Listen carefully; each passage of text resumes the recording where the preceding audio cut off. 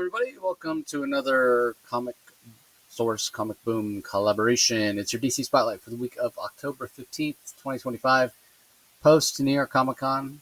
By the time you watch this or you're hearing this, New York Comic Con's over. I will have survived it, I hope. But yeah, we're recording this super early, just full disclosure, because we should have done this with San Diego. As you know, we were like super late for the first couple of weeks after San Diego. So trying to avoid that and doing this, ahead of time. So a couple of weeks ahead of time. So anyway, I thought it was an okay week. I talked a lot about last week about how exciting October is as a month, reading ahead of time or whatever. That being said, this week, while there's some great books, nothing like super jumped out at me. It was a little bit of a smaller week, only 10 books, which is great, because obviously lots to do, what have you. But yeah, I don't know. This week it felt a little weird. It felt like even less than 10 books in a lot of ways. But yeah, I agree. There were some bangers in here for sure, though. So yeah. What did you think of the week overall, Rocky? There was actually only two that I really enjoyed. The rest were okay. They were so I thought were mediocre. It was a very mediocre week, but so again, not bad. But there was only two that really stood out. And one in particular, I was quite happy with that I'm looking forward to talking about, and that really surprised me. And thank you, Mark Waid. But we'll get to that. But again, it's weird. I know October, I want more DCKO related material, and there really wasn't any of that this week. We'll hopefully we'll be getting more in the weeks to come on that particular subject. But Titans tied in, but we'll get to it and you'll see why. Yeah, it's sort of not the main event because the Titans aren't really taking part. Cop out, yeah. Except for Cyborg, and that, that's kind of addressed. But the other thing is, like, there's so many weeks where we're like, yeah, in a different week, this would be in my top 5, but this week is so crowded. And then this is one of those weeks where a lot of the books that we're talking about in the past that maybe weren't in our top 5, man, if they were in this, like last week's a perfect example, right? Like I couldn't choose between DCKO and Absolute Batman, so I picked both as my picks of the week. Like, either one of those, if they're this week, they're my book of the week without question. If you move Absolute Batman this week, it's way better than anything that I enjoyed it way better or way more than anything else this week. DCKO, I enjoyed way more than anything this week. Again, it's not a bad week.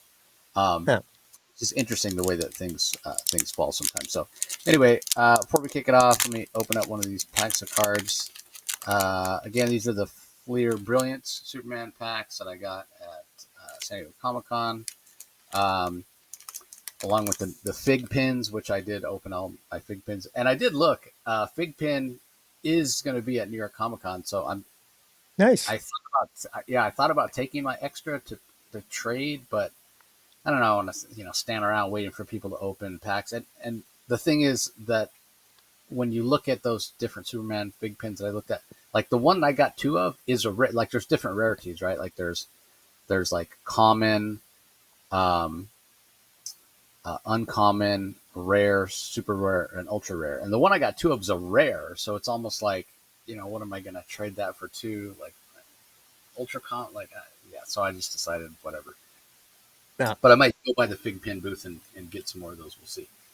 Anyway, kicking it off, we got a super Keenan Kong or Keenan Kong, the Superman of China. Highfather? Yeah. About nice. New Gods today, so that's appropriate. And then we got an insert. This is Superman Revenge Squad. It's the first time I've gotten one of these. Dark Side. Oh, cool. Jack it's like the classic Jack Kirby, yeah. Yep. Another Superman. This is being the John Kent Superman. You can see. Yeah. Last, that is nice. Marilyn Moonlight, who new Superman character, first appeared in Joshua Williamson's run on Superman. I love her design. I feel like we learned a whole lot about her as a character, but her design is so cool. I mean, look at It's Yeah, gorgeous. Yeah, I would love to see a team up between her and Jonah Hex. Back in the day, that would be be pretty cool. good. Yeah. Yeah, so I think there's like 5 packs of these left. So yeah, we'll continue opening those up. And again, these are available now at Target and Walmart. They're not exactly the same. The finishes are a little bit different, Yeah. um, but a lot of the characters and inserts or whatever are the same. So if you're curious, okay. So with that out of the way, let's go ahead and dive into the books this week. Krypto, the Last Dog of Krypton, comes to a conclusion with issue number 5. Ryan North is the writer. Mike Norton is the artist. Ian Herring on colors. Lucas Catoni on letters. This is really interesting. Like I'm pretty sure that all 4 of the previous issues of Krypto have been in my top 5, and I this was not a bad issue by any stretch, but I enjoyed it the least, and it only came in at number 7 for me out of the 10. But what's really interesting, being a dog guy and having it, at 7, it's been the opposite for Rocky. I don't think you've had Krypto in your top 5. Maybe it came in at 5 once, but I Yeah. don't. Yeah. Um, But yeah, I but haven't. yeah, this Yeah. one for sure. So it sounded like this was your favorite issue of it so far. So yeah, give Uh, us your. Well, first of all, it's not my favorite issue so far. It's the most boring so far. But this just Ah, goes to show how this week was for me. I didn't find DC this week isn't it's just not as good as it has been in past weeks. Like I said, ideally only 2 of the comics in my top 5 would be ones that would even make my top 5 in past weeks. yeah. Um, and but I so by process of elimination, I enjoyed this. This basically ultimately was Krypto finally making it back to Smallville, and how he gets there is very adventurous. And along his way, he meets another farming family that is.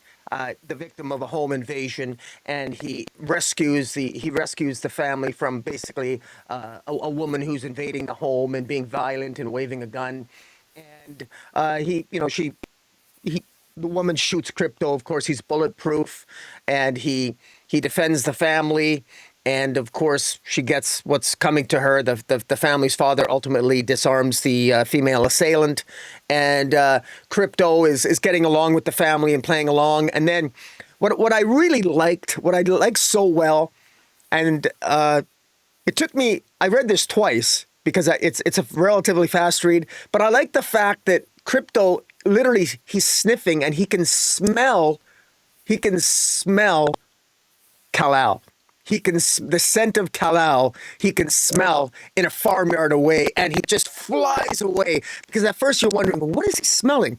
And honestly, I never caught it at first. That's probably because I'm not a dog owner, but it never occurred to me until a second read that, of course, that's what he's smelling. He's smelling, he used to play with Kal-El when Kal-El was a little baby on Krypton, and he can smell a little bit of Kal-El on Jonathan Kent, who's farming in a farmer's field. And of course, that's the first person he goes to.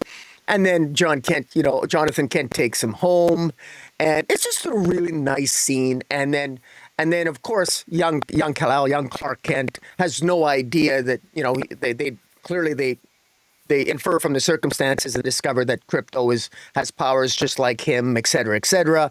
And it's just a really nice ending. And then it just so happens they find a collar. What they discover to be, they go back to the rocket ship and they find a collar, and they sort of deduce that it must be a dog's collar, and that somehow Krypto must have come on the ship with him and was lost, or for whatever. They don't understand what happened, but they just sort of take it on good.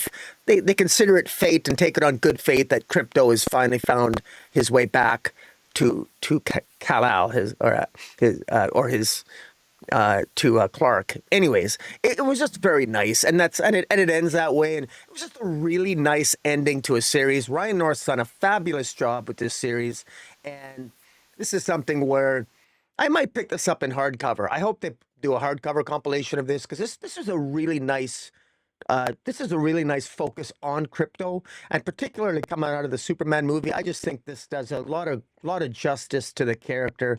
And even though it's a slight, they're changing the breed of the dog. I'm partial to the other breed of dog that I'm used to seeing Krypto. I really got accustomed to this, and it was a really good story and just a great ending and a good cap off of the Krypto Last Dog of Krypton. So, what are your Yeah, I thoughts? mean, art by Mike Norton is fantastic as well. Yeah. Particularly when there's a couple of scenes in the early part of the issue where Crypto's defending that family, as you mentioned, from the home invasion, where the woman goes to punch him and like breaks her hand because of his powers, and then when the father, knocks her out with the frying pan, how you see her eyes go crossed. I thought that was nice. So yeah, a Yeah. lot of fun. Um, but I don't know. I think maybe the reason it didn't quite, I didn't enjoy it quite as much as the previous issues was this was the one that was sort of expected, right? Like Krypto, finding his way back to Smallville, reuniting with Kal-El, as opposed to the other stuff was kind of new and fresh. So again, not bad by any stretch. Um, but yeah, reading it as a whole, I think really does justice to the character. So all right, up next we have Absolute Flash. We're up to issue number 8, written by Jeff Lemire. Travis Moore handles the art in this particular issue. Adriana Lucas on colors. Tom Napolitano on letters. This one made both of our top 5. Comes in at number 5 for me. A big focus on Barry Allen, which I appreciated. Barry Allen is my Flash, which sounds sort of strange because Wally West becoming the Flash and having his own series on the other side of Crisis on Infinite Earths. I actually had read, by the time I was in high school, I probably had read more Wally West Flash stories than Barry Allen, or at least as much. Certainly by the time I finished high school, I had read more Wally West Flash stories. But yet Barry Allen, for some reason, always remained my Flash, maybe because he was the Flash when I first started reading Flash comics. So, when Absolute Flash started and Barry Allen is seemingly killed right off the bat, I was a little disappointed. And then it became clear that Barry is still going to have quite a role to play in the Absolute Flash series. So I appreciated this issue, kind of giving us the background into Barry Allen, a little more context for Eleanor Thawne, and the whole Fort Fox, experimental stuff that they're messing with. So I appreciated this issue for that reason. We get very little Wally in this issue, but we get to see when Barry and Wally meet for the first time, which I appreciated. I thought the art was fantastic. It's similar enough to Nick Robles that I think in any sort of trade or compilation, it's not going to be jarring. It doesn't. His art style is not so different. Travis Moore's art style is not so different from Nick Robles, so I thought that was okay. And I thought the color work from Adriana Lucas was really strong as well. So, yeah, Life and Death of Barry Allen, a perfect name for this issue. And I really enjoyed it. So the last couple issues of Absolute Flash are probably for me like the best issue since the first issue. So that it's trending. Absolute Flash is trending in the right direction for me. So, what are your thoughts on it, Rocky? Oh, I really enjoyed this. This is my favorite issue of Absolute Flash so far. It's finally, it's this was Absolute Flash was well, Absolute Green Lantern is my least favorite, but this was probably second last for me. This really significantly picked it up for me. There's a couple of things that Jeff Lemire has done which has intrigued me here, and maybe I'm reading into this. I'd be curious to hear your thoughts, but I'm picking up. Is there some attraction between Barry Allen and Dr. Eleanor Thawne? Maybe there's an attraction there. Maybe it's not obvious, but maybe it's my own wishful thinking because I kind of want there to be honest. It's such a wonderfully dysfunctional relationship because Barry Allen has always been such, I'll be blunt, he's never been my favorite Flash. When in the original Crisis of Infinite Earths, I was as a 14-year-old boy, I cried when Kara died. I didn't care when Barry Allen died. I just didn't like the character all that much. It was the one death in comics that I think it stuck for 30 years and it worked. I always joke that Barry Allen was far more interesting dead than he ever has been alive. But absolute Barry Allen is maybe a different story. Wouldn't it be nice if absolute Barry Allen as a love interest has Dr. Eleanor Thawne instead of Iris West? Because Barry Allen and Iris West to me are the most boring couple in comics. Come on. That's my bias, and I'm just putting that out there. And I like that Dr. Eleanor Thawne. I love the history. She meets Barry Allen. She approaches him when he's teaching at Princeton or some university. And she lets Barry Allen know about her father, Eobard Thawne, who in the 1940s was sort of experimenting with this red energy.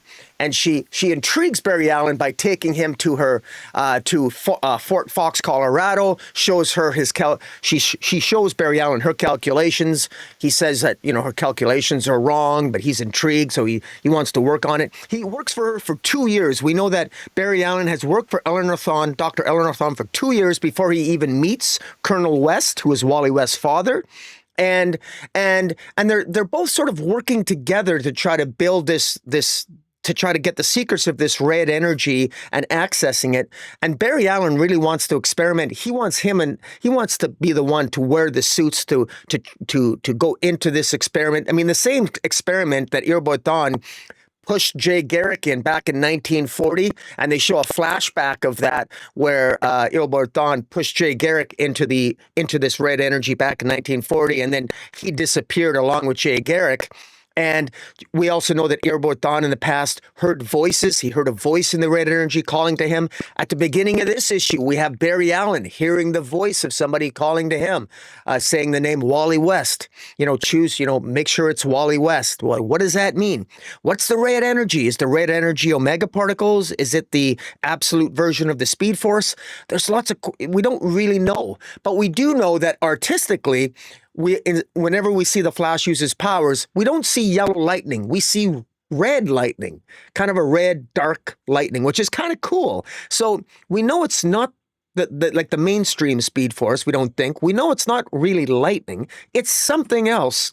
Is it omega particles? Is it we don't know, but I like that. I also like the fact that I'm really curious about Dr. Thawne herself. Eleanor, she gets the military involved in the project because it's losing funding and she needs military funding to complete her research to discover the secrets that her dad was working on. And I openly wonder, because in the pages of Absolute Evil last week that we reviewed, in the pages of Absolute Evil, who Dr. Eleanor Thawne, we know, is now a member, of course, of the Absolute Justice League. And how evil is she? We know that she's got some narcissism in her. We know that she's probably a little bit of a control freak. We know that, if there is any love interest, if there is any attraction between Barry Allen and Eleanor Thawne, we know it's a match made in hell. But that relationship needs drama, and I think will add to the story. But I wonder to what extent Eleanor really thinks that she can control the military, that that whatever secrets they find, and incidentally, they find a spaceship. They find some kind of spaceship in the issue that they sort of bring back. Now, what is this ship? The ship looks really odd to me. I don't know about you, but the ship that they find when they have the three volunteers that go into this red energy, it almost looks like a version of the Legion. It reminds you of the Legion of Doom dome. It probably not, but it looks that way to me. It looks really odd. So what is the secret of that? I don't know. The military obviously wants to use it for a weapon. I'm guessing Barry Allen warns her about that, but Eleanor feels she can control the military. Is Eleanor Thawne being honest with Barry? Is she just manipulating him? Is she just using him for his intellect and to discard him later on? Anyways, I really love the character work here and the questions that I'm asking. I don't know the answers to, and I can't wait to, as Jeff Lemire fills in the blanks. This was the first time that it really sort of pulled me in. There's previous issues that did that as well, but this one, because I'm really invested now in Dr. Eleanor Thawne, and I love the art. I think that she's got a sexiness to her. She's got that sex. Let's face it, man. I'm a sucker for a sexy character who's kind of a bitch-looking, good-looking bitch, right? Bitch. It's like all us men can say the same thing. We're attracted to bitches. We just don't want to marry them. Eleanor thought of somebody that, oh, you want to be with her for a little bit. You just don't want her be, you don't want to have kids with her. But in any event, the Period fanboy in me, I allowed my imagination to run wild. I love the story. I like more information about Barry Allen, and I'm really curious to see where this is going. And so, yeah, this is easily this is my top 3 this week. Yeah, I feel like there could be attraction there on an intellectual level, but Barry doesn't. I mean, this version of Barry doesn't seem to have those kind of romantic tendencies that he seemed to have for Iris. But I do agree that from what we've seen of Eleanor so far, she seems a better fit. As much as Barry, the classic Barry, main universe Barry, an instant attraction to Iris Allen. It never made sense why. I mean, there was no particular reason why, which is fine. You're attracted to who you're attracted to. I'm not begrudging him that or whatever. But when it's like he's got more in common with Eleanor Thawne. But then at the same time, like, be careful what you wish for, because she's not necessarily showing her evil ways, as it were, to Barry. But he starts to get a little clue toward the end of this issue with what happens. So. Yeah, it would be an interesting relationship that's obviously rife with potential for drama and story. So, yeah, we'll have to see how it plays out. All right, up next, we have Nightwing number 131 from writer Dan Watters, art by Dexter Soy, Veronica Gandini on colors, Wes Abbott on letters. This did not make my top 5. I thought it was okay, maybe a little bit cliched. We get quite a bit of the story focused on Nightwing trying to train his young protege, Nightwing Prime, Bryce, who is almost similar to like a Captain Marvel, like a Billy Batson type character, because he's a young kid who has this incredible level of power, and Nightwing is trying to show him the ropes, as it were, and as you can imagine, things go sideways. So. It did make your top 5, Rocky. So give us your thoughts on it. Flesh it out a little more. Yeah, I did enjoy it. I really like the character of Nightwing Prime. I like Bryce Moran. He's a good kid, as Nightwing himself, as Dick Grayson himself says, and he's really learning the ropes. I was very curious to see how Dan Watters was. It's Dan Watters, the writer, right? I always confuse this with. Yep, yeah, it's Dan Watters, right? I was curious to see if he was going to characterize Bryce Moran or this Nightwing Prime as maybe being a kid that's sort of being, maybe secretly sort of like a bully, or maybe a character that was hiding his darkness. But it doesn't appear to be the case. This actually appears to be a character that I think actually. He wants to do well. He wants to. He's listening to Nightwing. He actually does exactly what Dick Grayson tells him to do, and he's working with Oracle. And this whole issue is him taking down Mothman, and it was kind of a comical issue a little bit. Mothman is extremely narcissistic, has a moth marine.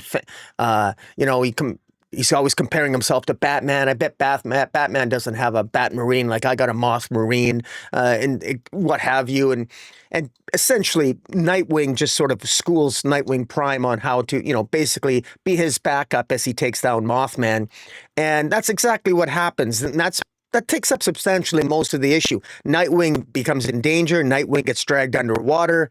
Nightwing Prime rescues him, and still. Surprisingly, does exactly what he's told, but expresses frustration. Dick Grayson wants him to read books on like forensics and toxicology, which I thought was a little weird. Dick Grayson is using, just because Batman made you read about toxicology reports and everything else. I think that's a little odd to expect this Bryce Moran to start reading science texts, I guess, but maybe not. I don't. I got to feel sorry for Nightwing Prime. He could be out flying and doing all kinds of fun things, but he has to sit there and, do his homework. And Dick Grayson, I imagine, is a pretty harsh, pretty hard teacher. But of course, he had Batman as one himself. But in any event, so while that's going on, I really like there's the subplot going on is Commissioner Sawyer is looking for missing kids, and she's also looking into the Cirque du Olivia Pierce's connection to the Cirque du Sin. And I really like the fact that that Dan Waters is sort of building up Commissioner Sawyer, is focusing on her character, and it looks like her character might be the one that will ultimately take down Olivia Pierce, who is the who has that connection to the Cirque du Sin. And I kind of like that. And they established their connection to Zanny, which is a character that Nightwing's been having nightmares about. The Zanny character that was connected to the Cirque du Sin. And ultimately, I really like the ending of this, because as Nightwing is talking to Commissioner Sawyer, gunshots are heard, and Nightwing isn't so concerned about the gunshots, but he's concerned, and he knows Nightwing Prime is going to hear the gunshots and probably go to try to stop it, and he knows that Nightwing Prime probably doesn't appreciate that the criminal element doesn't appreciate that the world now has kryptonite. And since Nightwing Prime has powers that are basically Kryptonian-like, or Kryptonian in origin, even though they're fifth dimensionally based, ultimately Nightwing Prime ends up getting shot with what looks like to be a quasi-kryptonite ray gun, which injures him, and that's sort of how the issue ends on that particular I guess cliffhanger. And anyways, I thought it was good. Again, it was a little, in any other week, this wouldn't have made my top 5, but it was entertaining enough, and there was enough momentum there that it kept me engaged from page to page, and there were some good character moments. So, yeah, good stuff. Yeah, it came in at number 8 for me. I did enjoy that moment because it does show the inexperience of Nightwing Prime, how he just assumes he's going to be able to handle the weapon blast from Spheric Solutions, weapon that the Bloodhaven PD is using, and then when it fires the energy beam, it turns out it's a kryptonite beam, and then him hearing the circus music and him seeing this Zanny character, as you mentioned, kind of plays into how the last issue ended, right, with the conversation between Nightwing and Nightwing Prime, talking about how they both sense that there's something wrong, and what they're sensing is this Cirque du Sin's influence on Bloodhaven, and then so it kind of comes full circle with the end of this issue. So yeah, it's a solid issue, but a bit of a transitional one in a lot of ways. So we'll see how it plays out for the next one. All right, up next, man. It's like all the books that were in your top 5 are the ones we're doing first. This one also didn't make my top 5, but it's one of your faves. So it's World's Finest, number 44, from Mark Waid and Mark Russell, the two Marks teaming up. Lucas Meyer handles the art, Rain Barretto on color, Steve Wands on letters. The Lucas Meyer art is fantastic, and I did enjoy the interaction between, we're flashing back here to Dick Grayson's days as Robin, and he sort of teams up with Supergirl in a lot of ways, and their interactions are pretty funny, but I'll let you talk about it in more detail since it's in your top. Well, to be very blunt, correct me if I'm wrong, and I really want people to correct me if I'm wrong, because I want to go read a back issue if there's a Silver Age issue. To my knowledge, Dick Grayson and Supergirl have never had an attraction to one another in the past. Now, it was hinted at the beginning in a previous issue of World's Finest, but Mark Waid is clearly writing past stories of DC lore. He's rewriting DC's past. And that's what he's doing in World's Finest, and he's doing it to fine effect. I love what he did here. It was entertaining as hell, with Batman and Superman sort of, reluctantly putting Dick Grayson and Supergirl again to explore a factory that is rumored to be building weapons. Ardora Industries, which is a subsidiary of LexCorp, is ultimately, it is discovered trying to replicate and build Kryptonian weapons and trying to duplicate kryptonite. And Supergirl is asked to basically be backup to Dick Grayson, but don't let Dick know that you're spying on him, because, we know you don't get along. So Superman and Batman both have their sort of opinion that, Dick Grayson, Dick and Kara don't mix very well. So, they sort of reluctantly put them together. This was hands down, this week. I mean, I can't hide my joy. When I was younger, when I was 14, I always wanted more romance in the comics. I did because I don't know, when I was 14, I loved, because it was few and far between, and I really loved whenever there was like hints of romance between characters. This would have been right up my alley, and it tickles my fancy. Now I don't know if this is planting the seeds for a potential story of, can we see a Dick Grayson and Kara romance at some point in the present day mainstream DCU? Is that what this is building on? That could very well be happening. I'm going to call it right now. That's what I think is happening. That's what I hope happens. And maybe I'm wrong, but I love the fact that will there or won't they? To me, this is like moonlighting with Bruce Willis and Sybil Shepherd. This is like the X-Files with the two characters whose names elude me. But in any event, yeah, thank you. And I really like this. Will they or won't they? They're on again, off again. And the hijinks that they go through as they're both caught. Supergirl gets caught. You know, Dick Grayson tries to warn her about the kryptonite, but she passes out. Fortunately for her, it's not real. It's not exactly kryptonite. It's almost kryptonite, so it doesn't like kill her. It just sort of incapacitates her and weakens her. She wakes up and she's saying things like, "Oh, please don't let me be tied up with Dick. Please don't let me be tied up with him." But they're tied up together, and they both reluctantly come to the conclusion through the story that they are actually pretty damn good together. They're a pretty good team up, and it works so well. I think this was well written. I love the dialogue. The humor is there. Mark Russell is sort of hit and miss with me sometimes with his writing lately. This one absolutely he nails it for me. Mark Waid as well. I mean, it just works well. I love the art.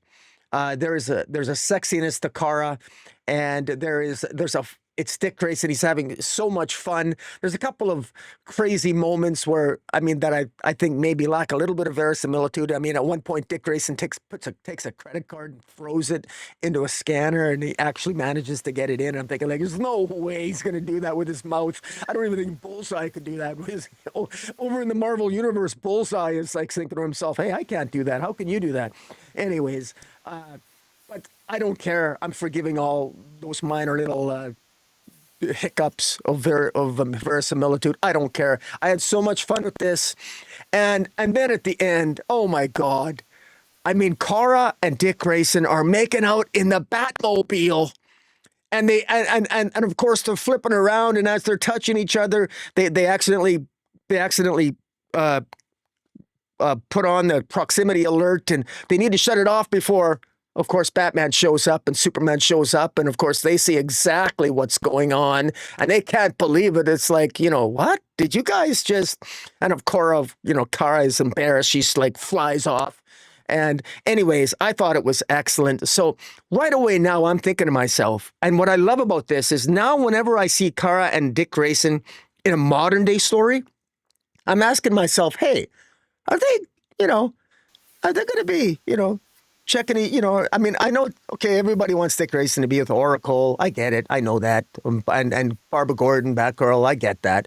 But I kind of like this. I kind of like this. And I like more stories with this. And if there's ever problems or dissension in the ranks of Oracle and Dick Grayson, I mean, I like to know that Kara is only a watch, Jimmy Olsen's watch away, so to speak.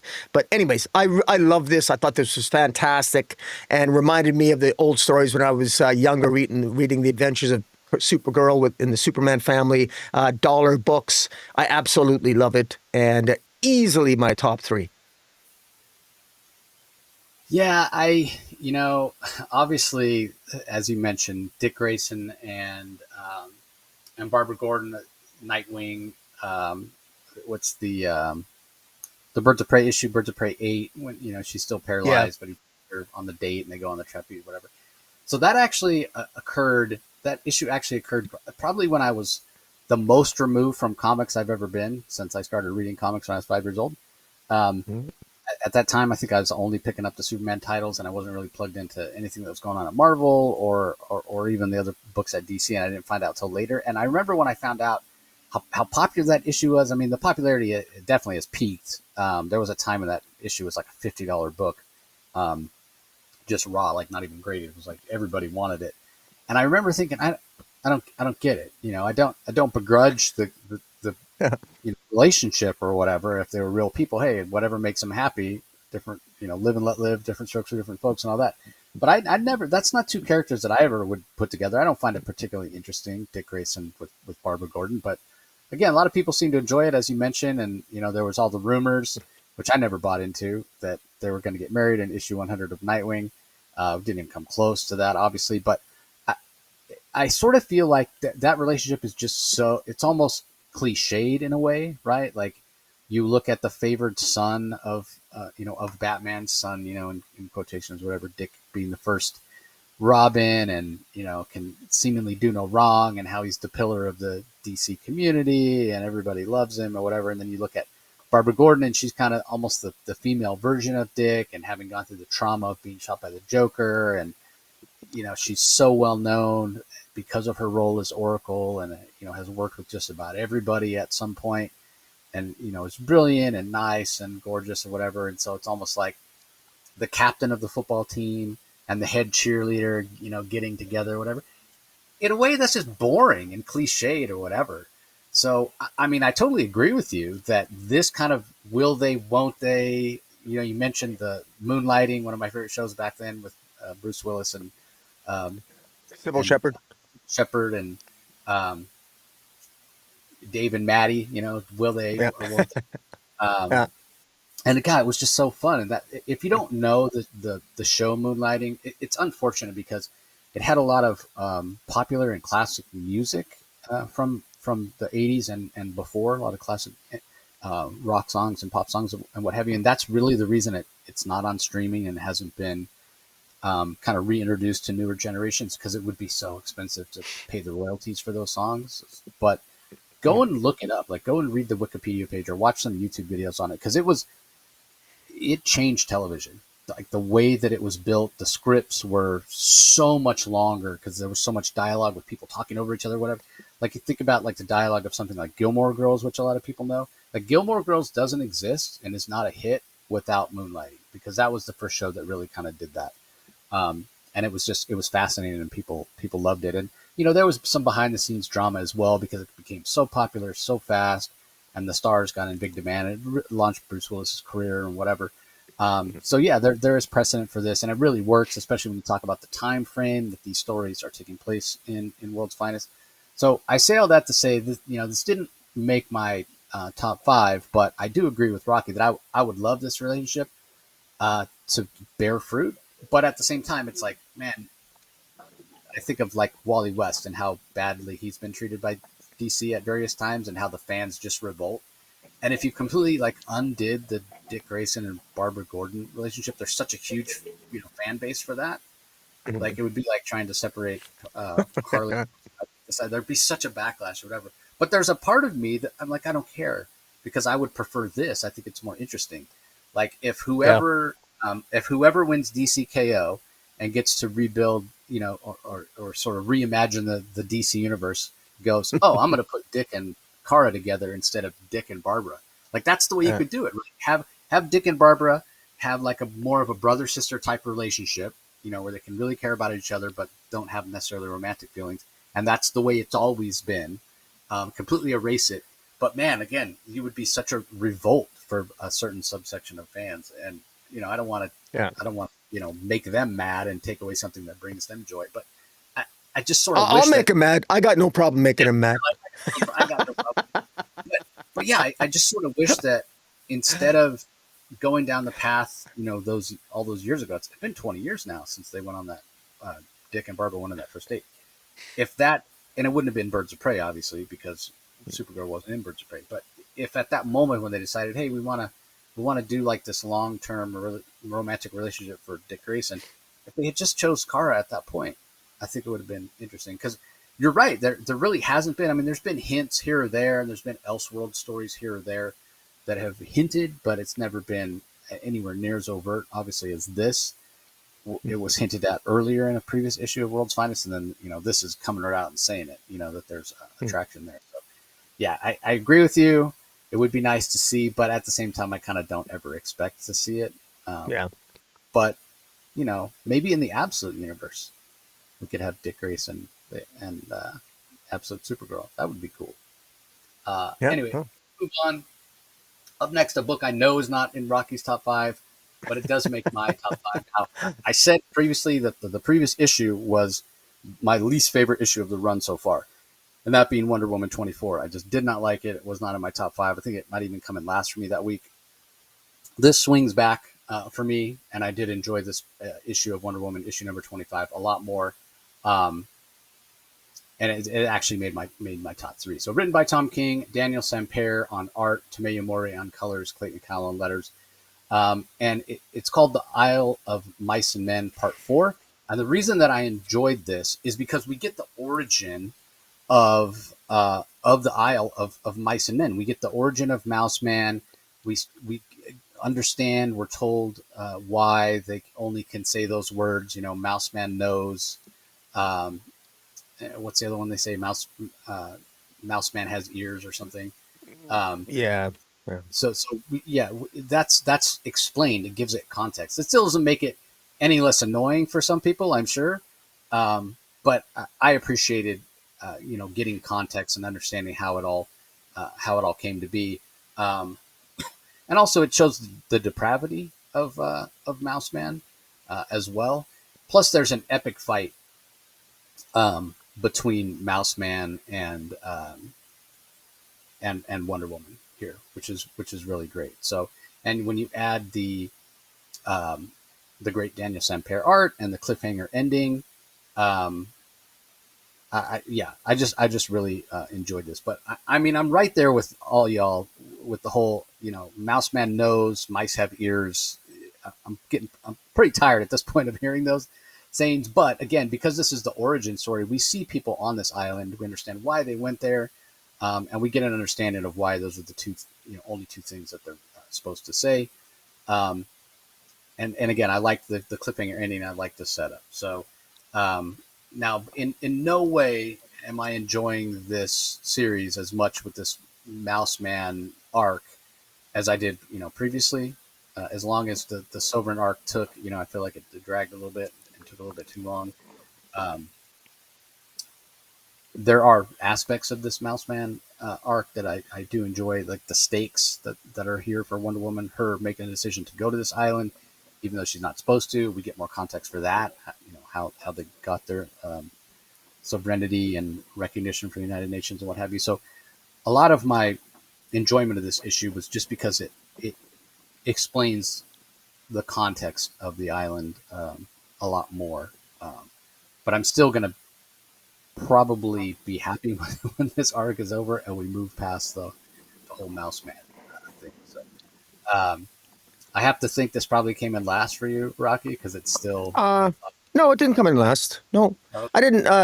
Well, look, I could. I'm not going to reiterate some of my previous criticisms because they, you know what they are. I don't. I'm not a huge fan of this arc, but it came in at number 8 for me out of Okay. 10, and a couple of things were. There's a couple of things that I know what Tom King was trying to do, but it never worked for me. And there's a lot of series of Tom King's writes that I like, and when he tries to be emotionally resonant scenes, they can work, but it doesn't work with this storyline for me. I don't feel that Mouse. I still don't feel that Mouse Man is much of a threat.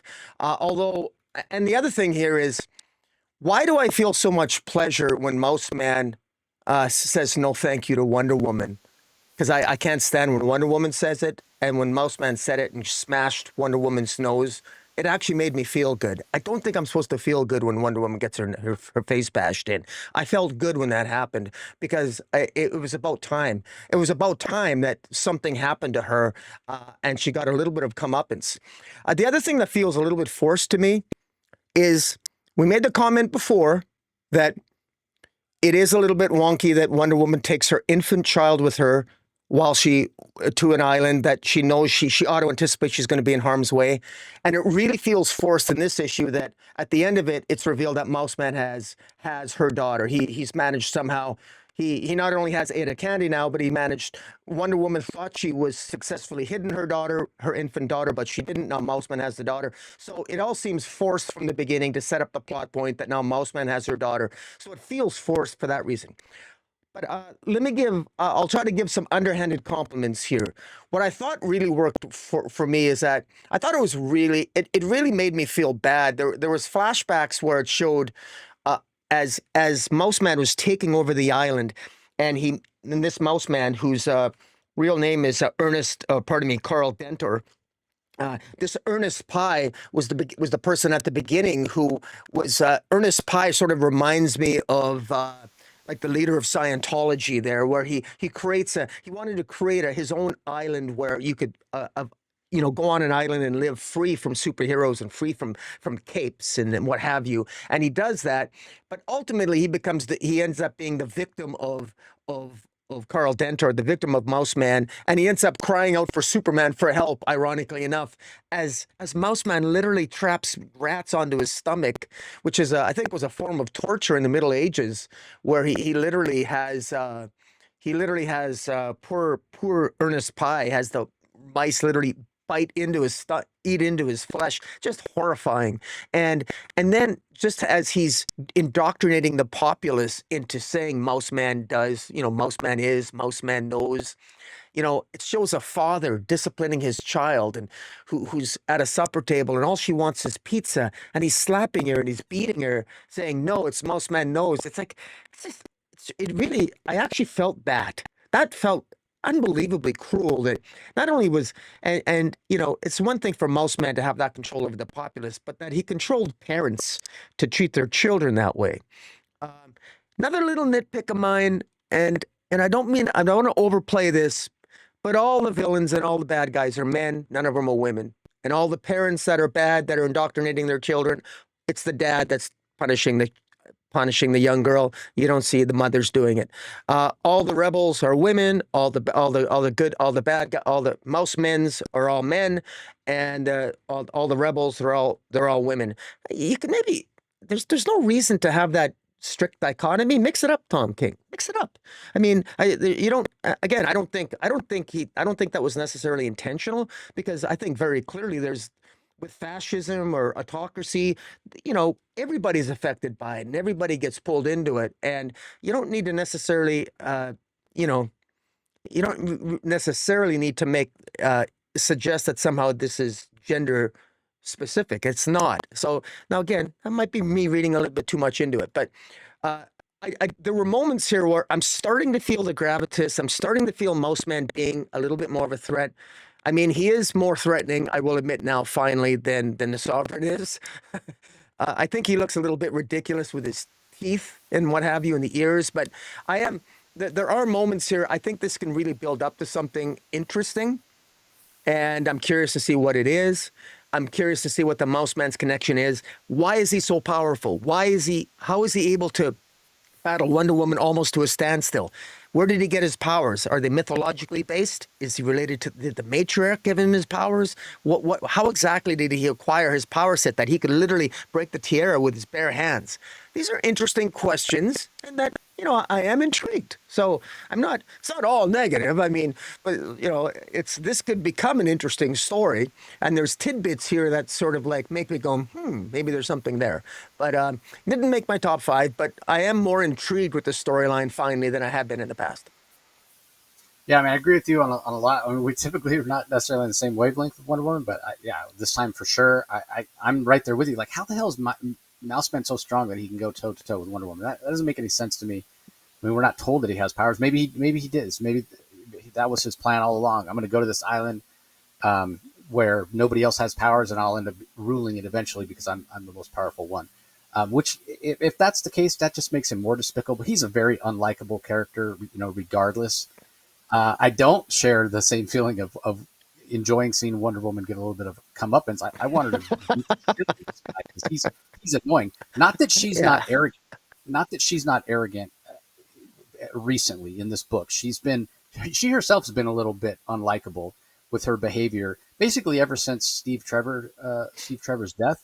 But I've sort of been giving her a pass because she's dealing with the trauma of it, and to me that's why I'm kind of using that as the reason that she brought Lizzie with her, right? Like, to her, that's her link to Steve, and she didn't want to leave it behind. But I agree with you. What an incredibly stupid thing to do, to bring your child with you into battle. I mean, we talked about it before, and I get it. Like, yeah, you don't want to let her out of your sight.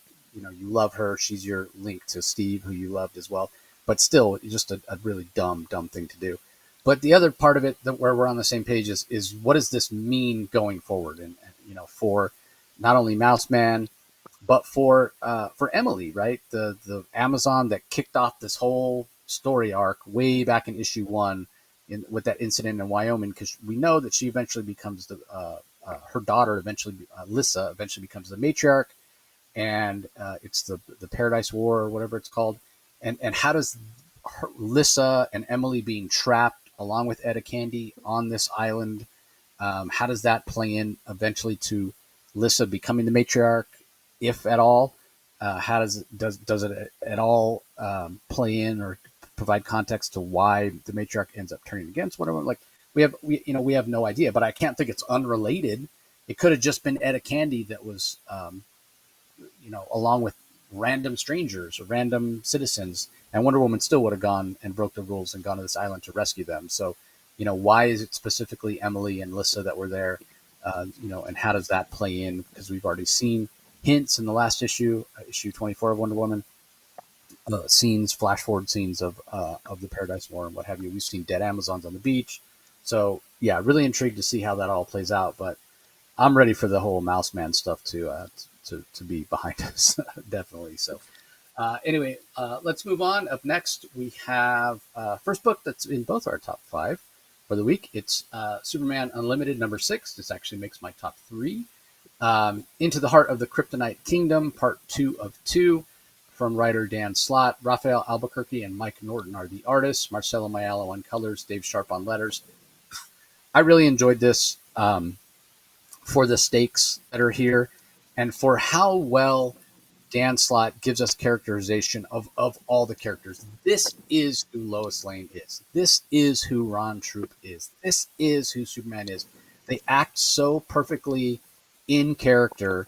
And even President Caldero, the Kryptonite, self-proclaimed Kryptonite king, as he proclaims himself at the end of this issue, sitting on this throne, kind of like the Fortress of Solitude, but built out of kryptonite, because the crystal the whole reason Superman went to El Caldero was to rescue this Kryptonian seed crystal, because he was afraid of it falling into the wrong hands, and he did not know that the wrong hands were actually going to be were going to include President Caldero, because especially when he got there, this is a country that worships Superman, because he nearly sacrificed his life to save them, to preventing that giant kryptonite asteroid from hitting the island of El Caldero with more force, and it would have destroyed it. He was able to slow the speed and lessen the impact, and allow El Caldero to survive. And then we know that it was this president, who was a miner, along with the other miners at the site where the asteroid crashed, that actually rescued Superman. And obviously, with so much kryptonite there, and at the end of last issue, we saw Superman's protective armor get damaged, and he has to use his power that Dan Slott introduced in the issue 2, end of issue 1, where he can turn gold and have immunity from kryptonite for about, I think it's 90 seconds, but then he's powerless for a number of hours until his cells can recharge that solar energy. So having President El Caldero sitting on that kryptonite throne in this kryptonite Fortress of Solitude, as it were, is interesting. And we almost get to see the evolution here of President Caldero from somebody who rescued Superman to now being Superman's enemy. And it's all based on the fact that I don't know the right word to use. Basically, his passion and his love for his country, his nationalism, which he takes too far. He takes to an extreme. It's this extreme nationalism that seems to have built up over time. Like, obviously, he was just kind of a blue collar working guy, as I mentioned, being a miner and mining for precious minerals to try to export from El Caldero to kind of raise the quality of life there. And now with them having access to kryptonite, it's almost like they've gotten a taste of the good life with being able to export this kryptonite because they have so much of it to various other nations, as well as probably selling it on the black market. And all of a sudden they've gotten a taste of the good life, and in a way it's corrupted them a little bit. And so now when the president finds out that there's this crystal that could possibly contain knowledge of advanced Kryptonian technology, he wants it. He wants it for himself to expand his power base, which in his mind he justifies because if he's more powerful, he can make his country more powerful and he can make life better for everybody. But it's in a way it's altruistic that he's looking out for the good of his whole country, but it's also self-serving to the point that we saw him kill somebody last issue. He was willing to do that. He was going to possibly murder Lois Lane to keep his secret. And then, when the seed crystal, Lois and Superman are able to extract it, and they're trying to leave the country, the crystal falls in the city, and it sinks down into the ground, and Superman has to work alongside the Kryptonian Knights that are kind of the security force, Kryptonite Knights. They're the security force of El Caldero, and they do rescue everybody. But again, that crystal does create this Fortress of Solitude like sort of castle or construct or what have you that, the president claims for himself and sits upon the throne and declares himself the Kryptonite king, as it were, going beyond the Kryptonite man, and basically completes his kind of heel turn, as it were, to becoming an enemy of Superman, because Superman is not going to let this stand, right? Like he doesn't want that Kryptonian technology out there because it's a threat. It's too advanced.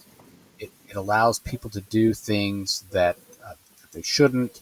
Gives an unfair technological advantage and military advantage to those that wield it. That's why he wanted to go get the crystal himself and go secure it in his own Fortress of Solitude. So it just feels so classic. This feels like such a classic Superman story that could fit in any era of Superman, going all the way back, Silver Age, Bronze Age, Modern Age, what have you, Triangle era. Like it just fits. And when you have really great characterization, where Dan Slott does a fantastic job of nailing the characterization of these characters, like I talked about in the beginning, in the terms of the decisions they make, their personalities, their vocabulary, everything. It just feels like such classic Superman stories, which is what DC's intent is with this Superman Unlimited title, right? Having it start this summer, same time the movie comes out. Like if anybody went and saw the movie and wants to read Superman comics and comes to me and says, well, God, I don't know where to start. There's this DC KO event. I tried to read the regular Superman. Like there's all this stuff going on. I don't understand, whatever.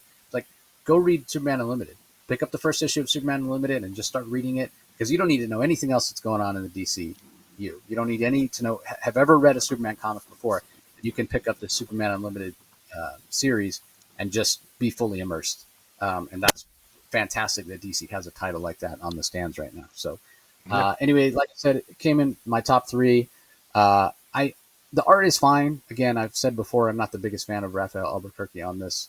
And, interesting that they put 2 artists on this, because I don't really consider these 2 artists that they put on it to really have similar styles. But I couldn't necessarily pick out when they were Mike Norton pages and Rafael Alberquerque pages. Mike Norton, we just saw his art on the Krypto series, but I think they did a pretty good job of kind of having similar styles. I think Norton kind of adapts his style a little bit to look more like Rafael Alberquerque's style. So I thought the art was fine. I still would prefer somebody that had a little bit more of a DC house style on this book, though. So anyway, what are your thoughts on this one, Rock?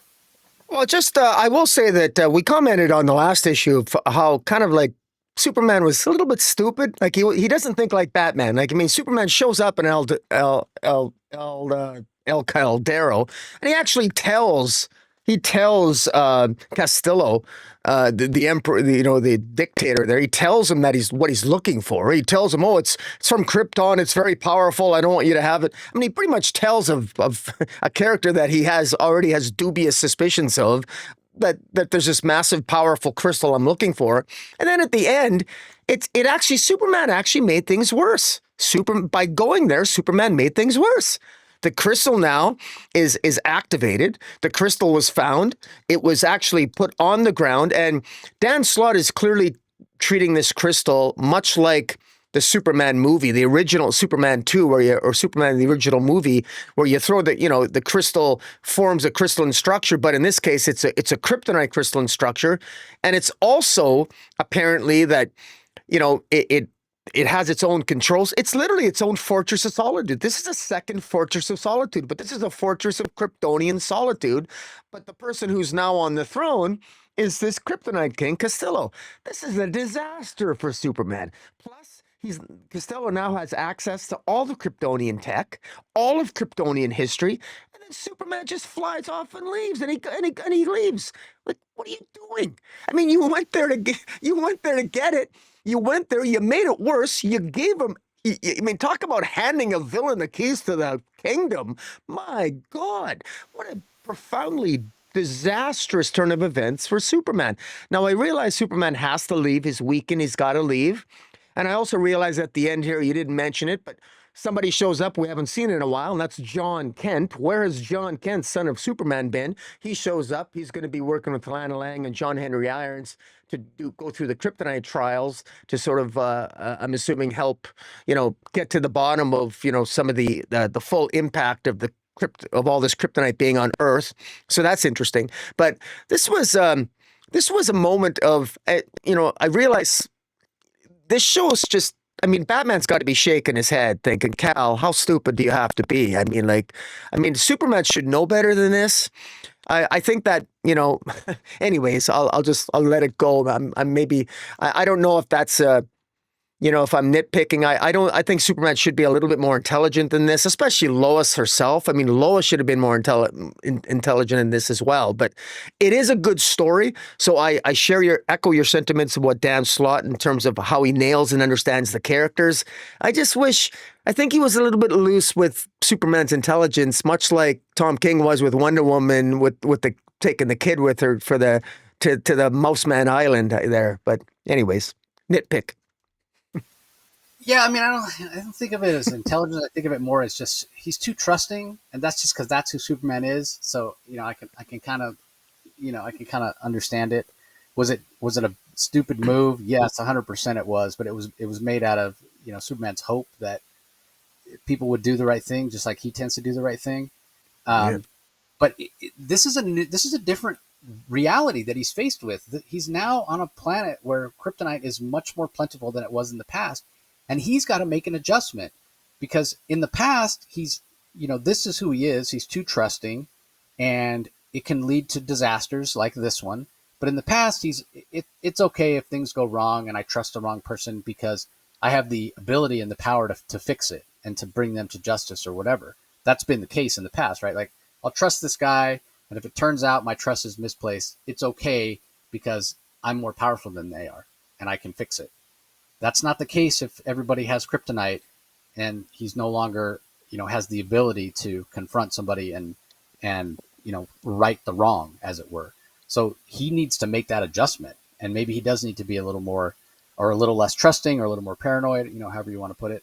So yeah, pretty interesting. But yeah, it is strange to see him kind of, duck and run, tail between his legs.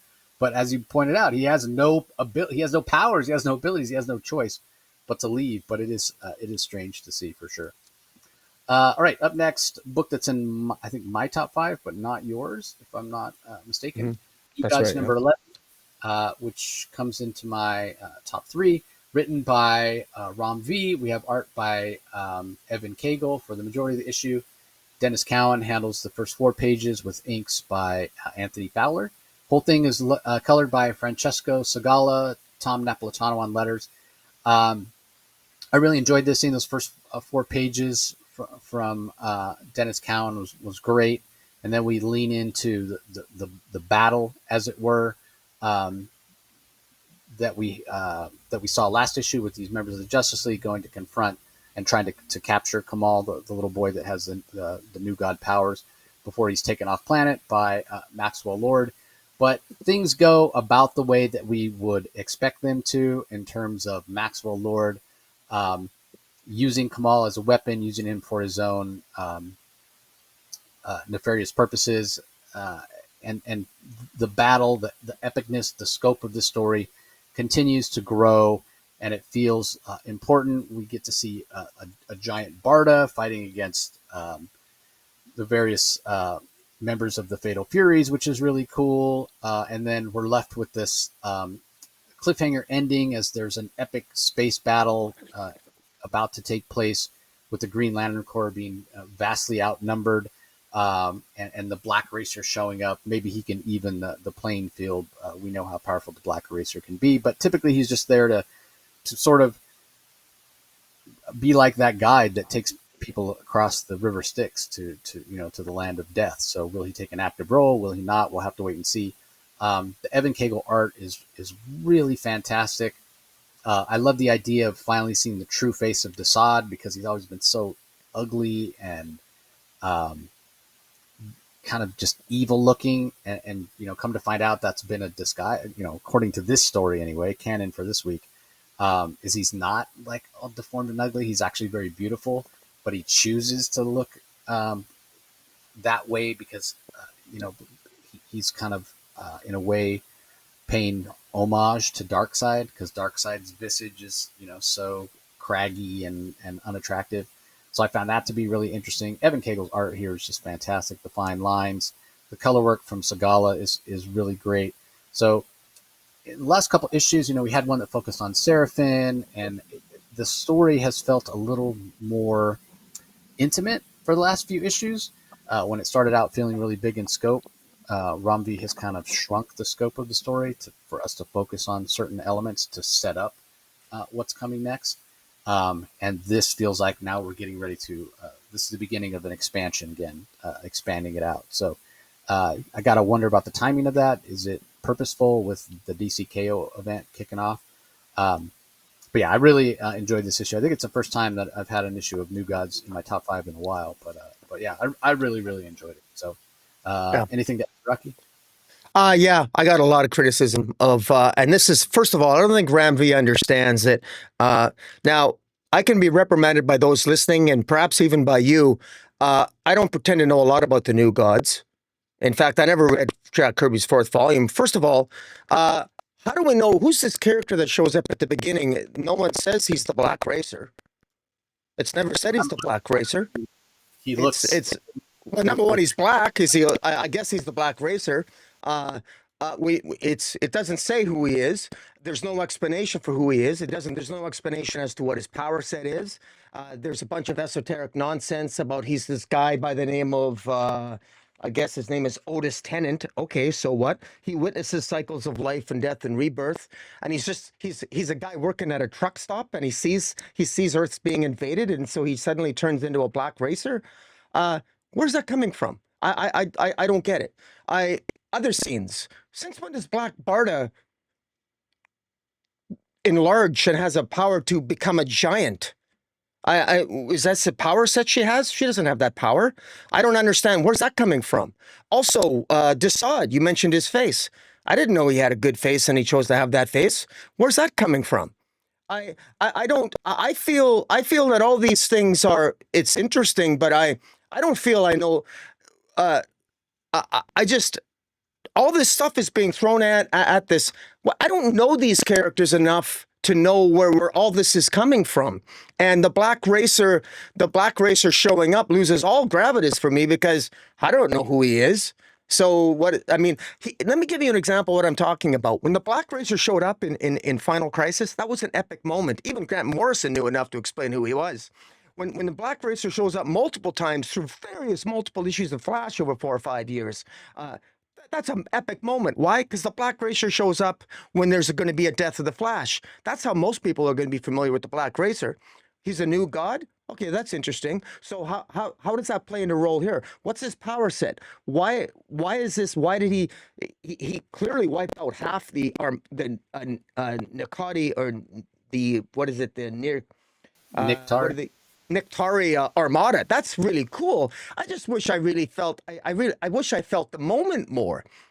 Even at the end, when we have Mr. Miracle confronting Desaad, that was, I thought, a little underwhelming. And then Orion decides he's going to confront Maxwell Lord. Well, all right. Well, Maxwell Lord has the kid, and he's going to go into this black hole or whatever, and he's got control of this kid. That seemed a little bit underwhelming too. I just, to me, it feels like all these moments, and I don't think that for me, I feel that Ram V knows his new gods inside and out. And for me, I feel that I've taken a class where, I I took a class. I should have taken 2 previous classes to fully appreciate what's going on here, because I feel like I missed something, and I feel I missed a whole slew of backstories, and for all the exposition that Ram V has engaged in, and meant much of it to explain the history in the early issues. This was an issue where how you can have pages of Black Racer and not say who it is, the name of the character, and how you can have I personally think his focus is wrong. He's focusing on the wrong characters at the wrong time, and the art. I think the art just doesn't work for me. You love the art. I don't. It's not working for me. The 2 artists don't jive very well. It just is not working for me. I think this is. I think this is a missed opportunity. I do not believe that anybody who wants to get into the New Gods will be into the New Gods reading this series. They'll just put it away and say, I don't understand this. And that's because I'm actually interested in the New Gods, and I'm not interested in the New Gods reading this because if you'd have told me that Ram V, the guy who loves exposition, isn't explaining the story well enough, I'd have told you were crazy. But that's how I feel reading this. And what I find really interesting is that you feel the exact opposite of me. And so I will just fall on my sword. I fall on my sword, but I just don't, I'm not feeling this epic moment that you're feeling when I read this. And I wish I was. I just wish I was. It's probably like you with Batgirl. It's just not working for you. But I'm not feeling this. Batgirl doesn't work for me because I don't care. I don't want to know about those characters. You say you want to know about the New Gods, but you're not feeling this. So, I mean, I get what you're saying. Like, you don't know who these characters are, but at some point, you don't know who somebody is. Like yeah, until the first time they show up, right? Like, you're like, okay, well, Barda, when did she ever grow big like this? Well, she never did until the first time that she did, right? And she shows up. This is the last scene that we see Barda like this. Yeah. Right? Can I ask you a question? I want to ask you a question. Big Barda, before as she turns big, she has a dialogue where she's, I don't know, they speak, they got a funny little thing.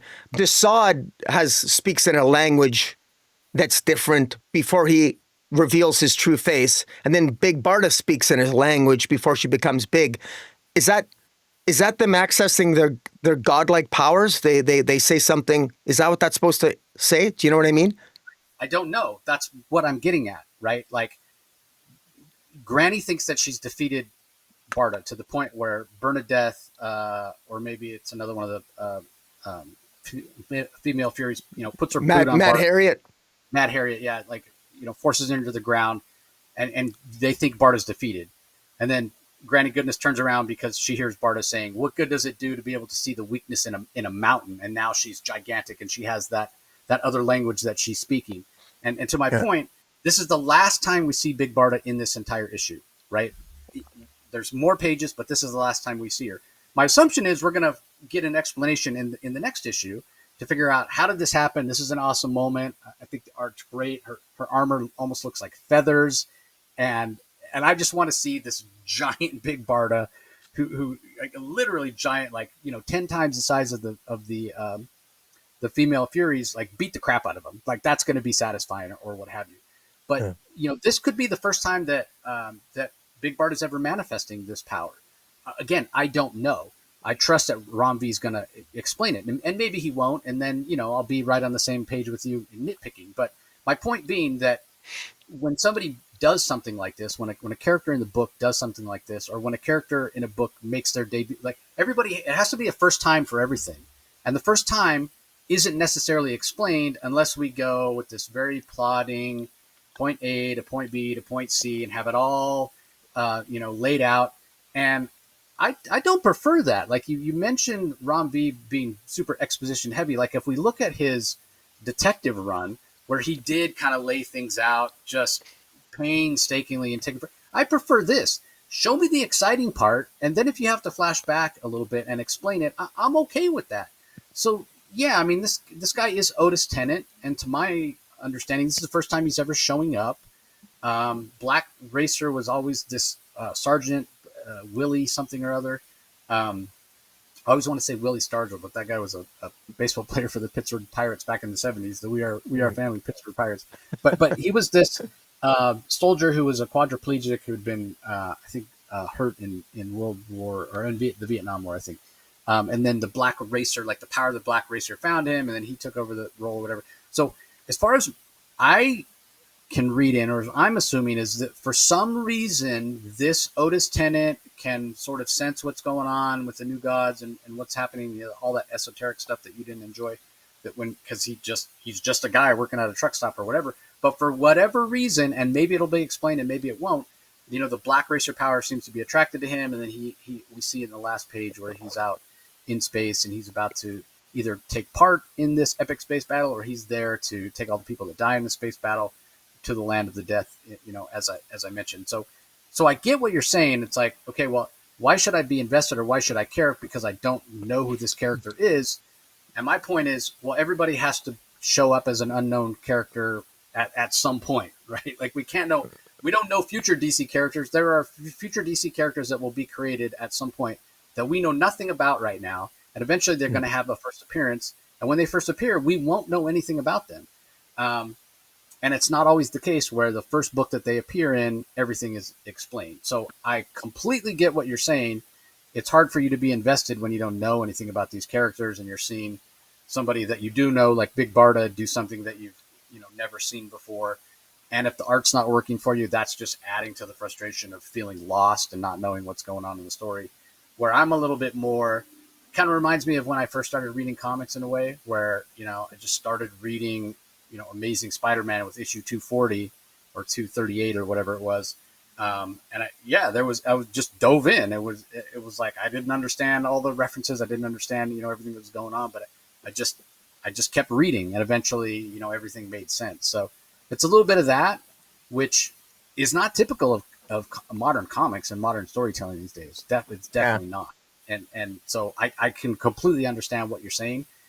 Yeah, no, I understand your point too. And I'm patient enough. I would point out that we're 11 issues in, so I just feel like my patience is wearing a little thin. So, and a lot of it has been explained, but you're calling out specific events from this issue. This is not new to reader friendly. Like, right, we just finished talking about Superman Unlimited. I talked about how that's a perfect book for somebody who hasn't been reading comics or wants to read a Superman comic, whatever. You can jump in, and that's all you need to read. New Gods is not.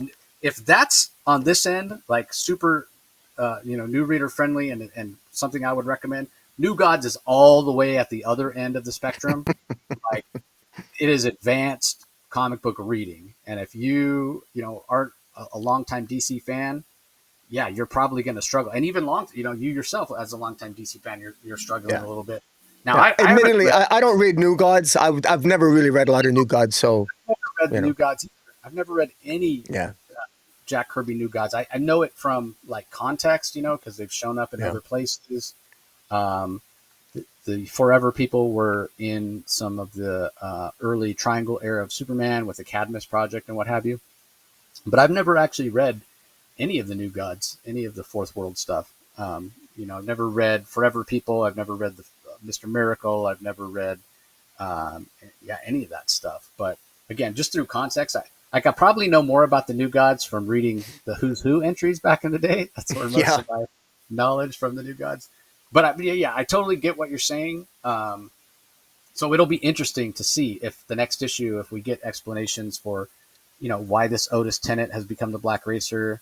Do we get an explanation for why Big Barda was able to make herself giant? But I like at the core of this, I think fundamentally the difference in enjoyment is the fact that we don't talk about this enough. I don't think either of us do, Rocky. Like we comment on the art, we comment on the visuals, the penciler, person does line work. Sometimes it's digital pencils, right to color work and what have you. We talk about the color work, whatever, but we don't stress enough how much it's equal. It's because it's so much easier to explain and talk about story because everybody knows story. You watch TV, you watch movies, you read books or comics or whatever. But a lot of people don't have the language to understand art or why they even appreciate certain styles of art and not others and that sort of thing. So we don't necessarily focus on that as much as we probably should, because comics really are, it is 50-50, man. And if you're not digging the visuals, if the visuals aren't speaking to you, it can drag the narrative down. We just talked last week about Children of the Round Table, right? And how we looked at that alternate or the variant cover from Matea D. Eloise, and we looked at it, we're like, oh man, that looks amazing. How much different would the tone and feel of the book be if he was doing interiors or whatever? I mean, it's kind of the same thing. And if the art, and again, I love the art, and so I think that's really informing my enjoyment of the story. And the art doesn't work for you, and so I think it's that's factoring into, man, I already don't really understand what's going on, and the art is just meh for me. It makes it tougher. And there's been plenty of books where that's the case for me as well, where I'm just like, man, I want to enjoy this, but I'm just not. Like every time I hear that artist Danny, remember she did a lot of backups in the Detective Comics. Yeah. I do not care for her art style at all, but I constantly hear people talking about her incredible art and the legendary artist Danny and whatever, and I'm just like, I cringe because I just don't get it. Like those books, those backups in Detective were rough for me. I think they were a little rough for you too, because oftentimes I was talking about what was happening. Oh yeah, they were definitely rough. Yeah, because again, the art just doesn't work. So, again, that's probably as I mentioned, we both should mention it more often, how important it is that the art helps to tell the story as well. And if you don't enjoy the art or it's not working for you, it can really hurt. Which again, like if you don't want to read something or you don't want to support something, everybody don't just change the channel. Don't pick something up. Don't go out and buy a book that you don't like and then complain about it. I mean, we're in a unique situation here, right, where we get the press previews and we talk about them. And again, we tried to go just talking about our top 5, and you guys are like, no, we want you to talk about everything. So we read everything because that's what you guys want, and we're happy. And we don't always want to read everything. Yeah, exactly. And so sometimes there's going to be books that just don't work for us. That's just the way it is. I say all that to say, I hope that we get explanation for Otis Tennant, and we find out how Barda was able to grow big. Because, regardless if this is the first time of her manifesting that power, you got to admit that she looks badass. And her being kicking the crap out of the Fatal Furies would be awesome. Female Furies would be awesome to see. Yeah, I just yeah. Well, I'll save further comments on the next issue. Yeah, fair enough. All right.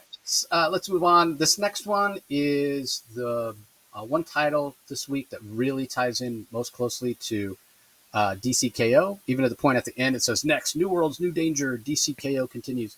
And it's Titans. We're up to issue number 28. And for some reason, I don't have the credits. Here we go. Well, I thought I had the credits. There we go. Written by John Layman, Pete Woods, handling the art, including the colors, Wes Abaddon letters, The World We Knew. And this is basically the story of the Titans, as I mentioned before. Cyborg is the only Titan that's taking place in the DCKO tournament. The rest of the Titans are helping to evacuate the Earth. And even on the cover, it says, Evacuation, Earth. And so, yeah, they are some of the heroes that are tasked with evacuating the planet in a very, very short period of time. And if that sounds like an impossible task, it probably is. That is very well portrayed by John Layman here. That being said, I don't think this is necessary if you want to read the DC KO event. But it does allow context for the DCKO event and does kind of inform just the magnitude of what the heroes are facing. So I really enjoyed this. I'm just looking at my rankings again. This actually did make my my top 5. I put it at number 4. But I think more to do with really great art from Pete Woods, and again, just that the context of what John Layman does.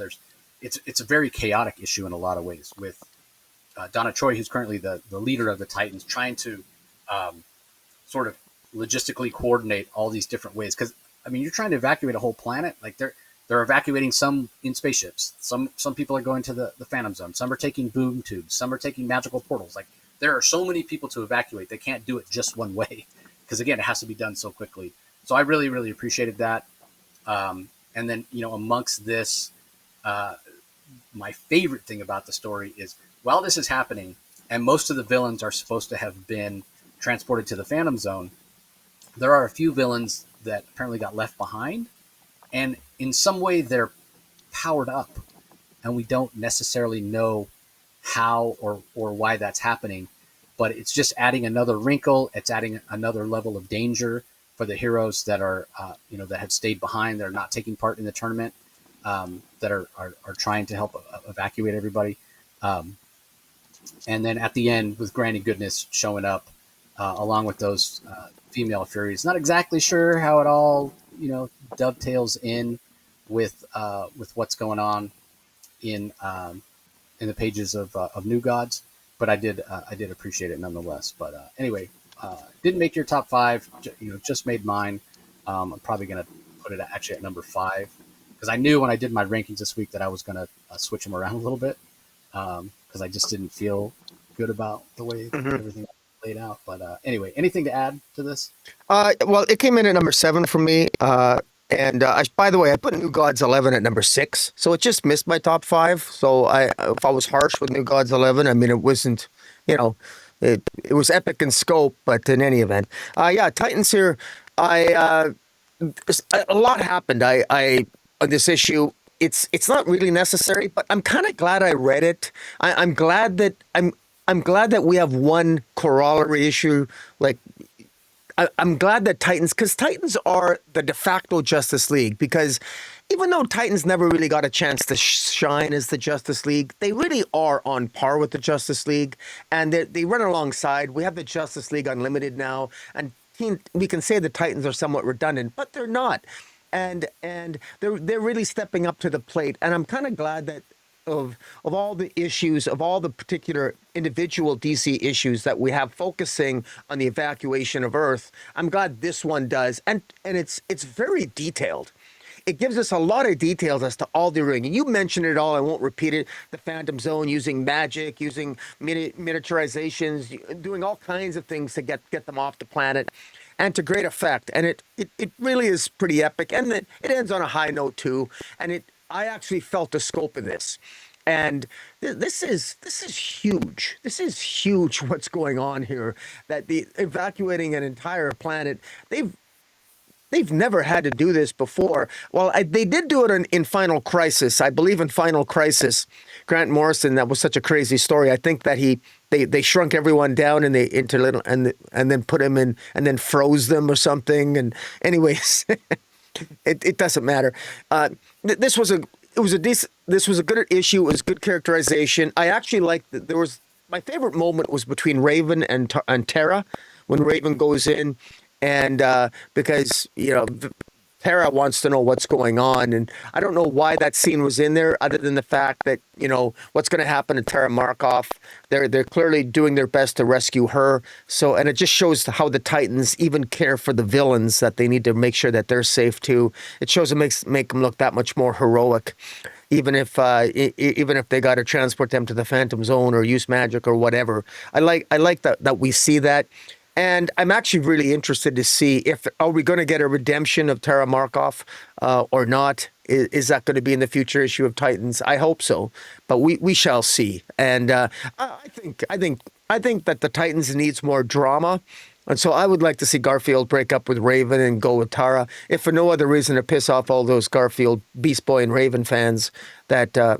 Anyways, I like rocking the boat. And, comic books thrive on drama. This is a soap opera medium after all. But not a bad issue, but came in number 7 for me. Yeah, the only reason I don't see that happening at all is because they have the whole YA line that's based on I know. peaceful. I I know. agree with you, I'm but it rocking would. the boat. I don't care. I mean, there's plenty of drama with Raven's dysfunction, Yeah, you know, and that's true. This is true. yeah, that's opposite. That's opposites attract for sure. Well, Garfield is attracted to, let's face it, he's attracted to mentally ill women, whether it's Raven or Tara Markov. He likes insanity. That's what it is. Yeah, exactly. Reminds me of that joke. That like 40% of women take some sort of medication for mental illness. Yeah. Can you? That's crazy because that means 60% of women are walking around out there untreated. Probably, Yeah, probably get some hate exactly. mail if we had a huge female audience. But obviously, I'm kidding. Obviously, I'm kidding.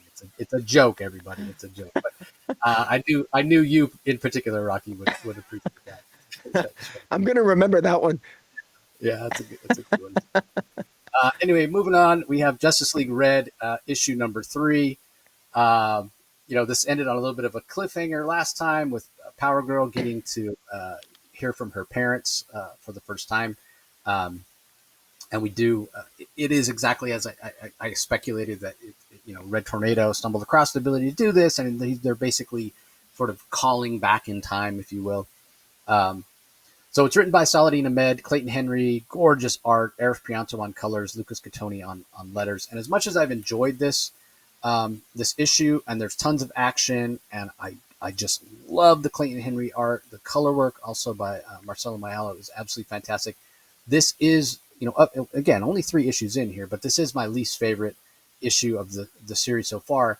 And I said Marcelo Mayala, I meant Arif Prianto on the colors, does a fantastic job. But this only comes in at number 7 for me, and it's partly because I just didn't feel like this is moving forward here. I think this is like a 5 or 6 issue series, and it's starting to feel a little bit redundant. We're only 3 issues in.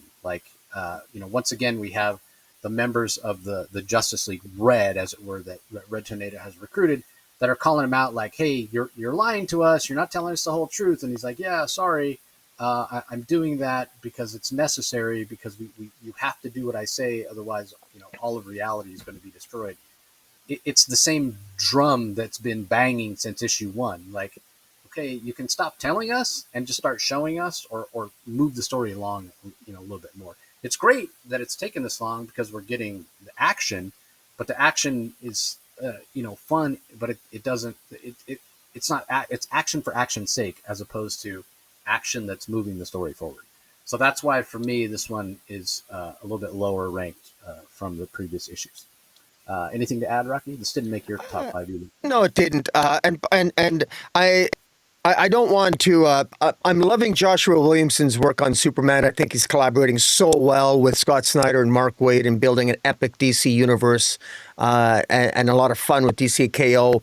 But I got to say, I'm wondering, does DC feel guilty for the fact that, because Dark Crisis, if there was one character that was the worst character, one of the worst origins I've ever seen in comics was Red Canary, one of the worst, I think, characters, and it was Joshua Williamson's creation. Why is Red Canary in this series? It feels forced, like they're trying to prop her up, and she ends up with she's being experimented on by Father Blood, who wants to sacrifice her. She accesses some red energy.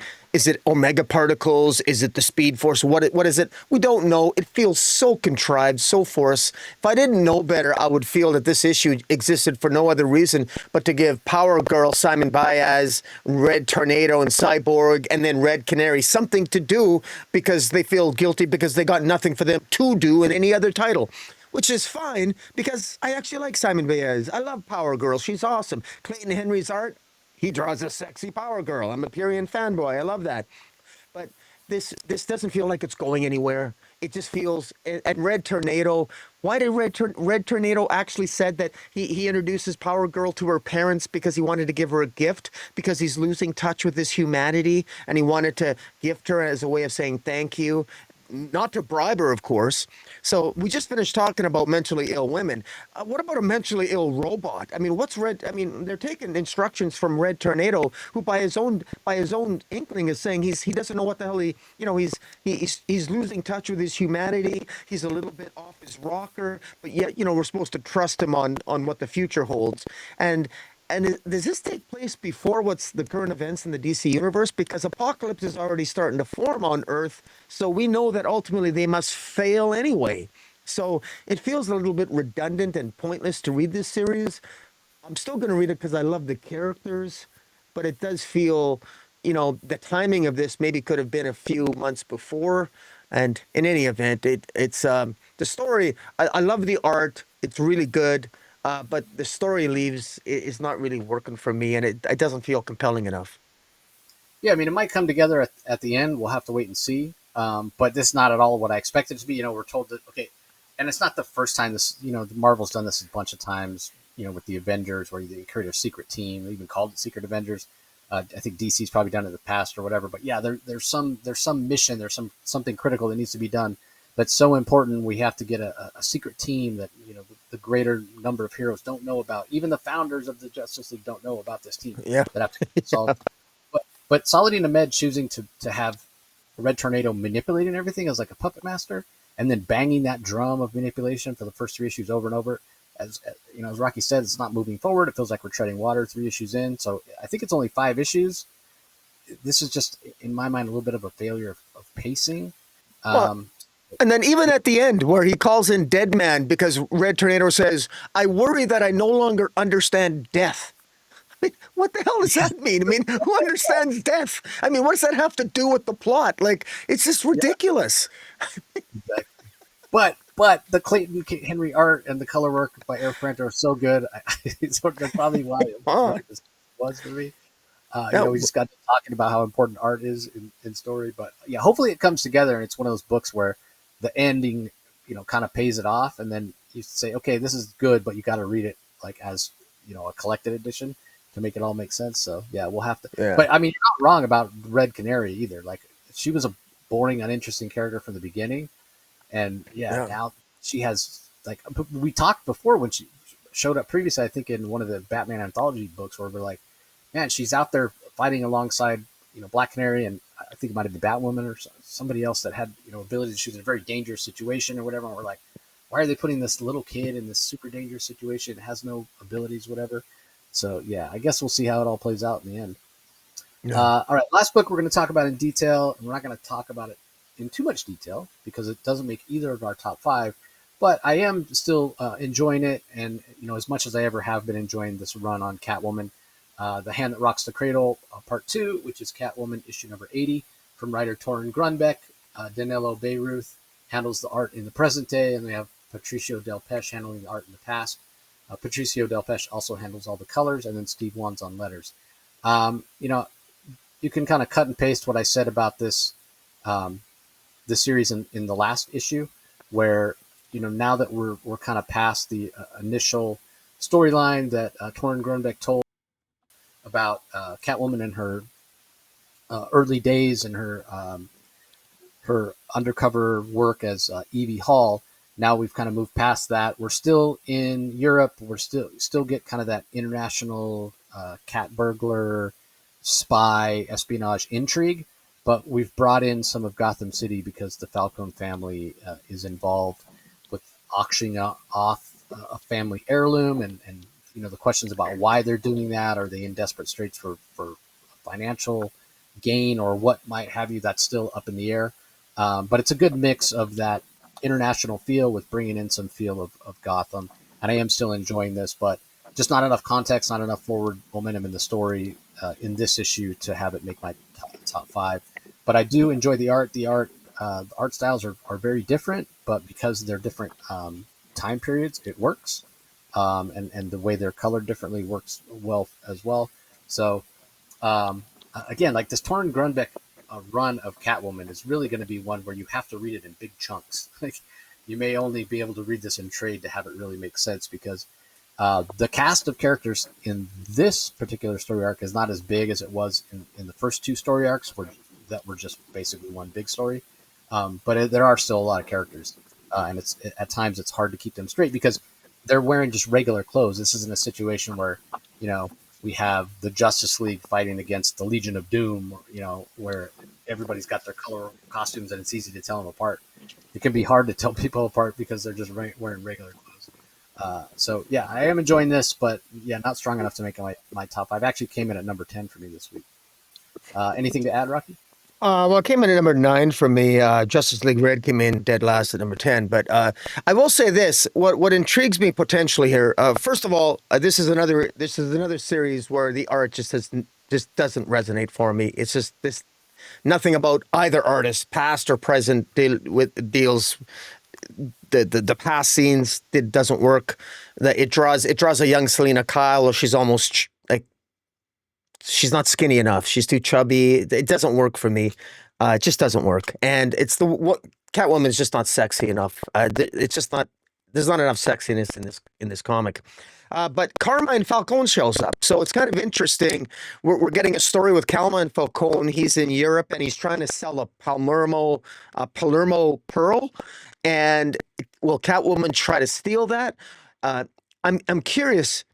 Is this going to be in any way, shape, or form connected? I doubt it, but we know that the Falcones in Batman, in Batman Long Halloween, or the last Halloween, last week, we know that, that perhaps there's a connection between Selina Kyle and the Falcone family. Is Selina Kyle a Selina Falcone? Is she a Falcone? I don't know. But it's interesting that we have this Carmine Falcone show up. The older, obviously he's an older mobster from Gotham, and he's there. He seems to be at the end of his career, but what exactly is his motive? Why is he trying to sell the pearl? He needs to finance something. Is he weaker? Is he at the end of his prime? And what does this have to do with Selina? So there's some potential here in terms of exactly where this is going. And then at the end, it looks like Carmine Falcone is putting a cape on Selina Kyle, and I'm not sure. He seems to know who she is, and why would Carmine Falcone know who Selina Kyle is?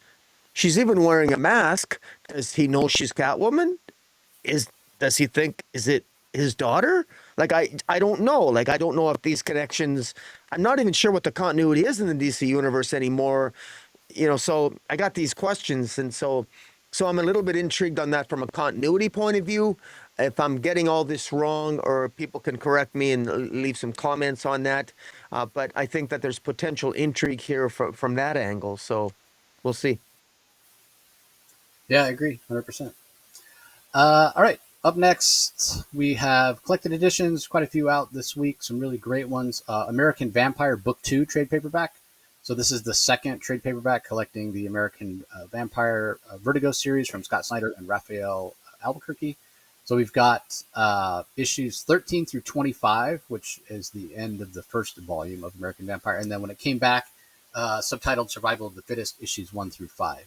So you got 408 pages for $40.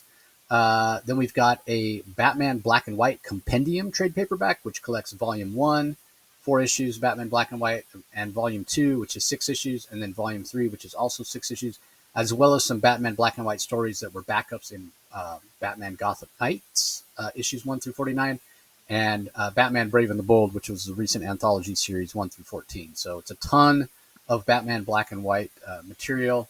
You've got 1,256 pages. It's only $60, which is insane. I mean, that is a massive amount of story. I imagine it's a little bit less expensive because it's black and white, so cheaper to print without having to print it in color. So take advantage if you're so inclined. I mean, just about every comic creator who's worked in the modern era has a Batman black and white story. I mean, just legendary people like Howard Chaykin and Walt Simonson, Brian Azzarello, Dave Gibbons, Jim Lee, Lee Bermejo. I mean, the list just goes on and on and on and on. So if you're a Batman fan, definitely check that out. Speaking of Batman and incredibly talented creators, the late, great Darwin Cook didn't do a ton of work on Batman, but he did some, as well as work on Catwoman. So collecting 256 pages of his Batman work in a trade paperback or sorry, in a deluxe edition hardcover for $40.